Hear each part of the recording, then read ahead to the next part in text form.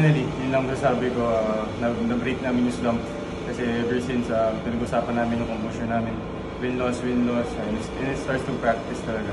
So, yun nga, thankful ako dahil may back-to-back wins kami at the same time dapat ituloy na namin, hindi kami mag-relax.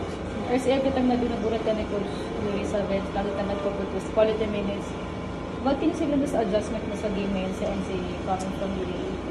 First of all, yung physicality. Alam naman NCAA, it's a men's league, sabi nga ni Coach Sherman. And at the same time, thankful ako kay Coach Yuri kasi grabe yung tiwala niya sa akin. May have access sa minsan support for the past games, pero hindi siya, he never gave up on me. And yun naman yung reason bakit may pala akong sandela.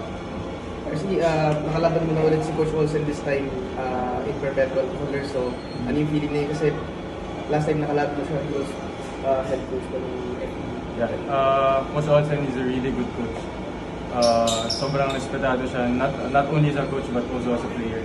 So it's an honor to play against him, and at the same time, yung mga players niya, yung system niya, sobrang ganda. So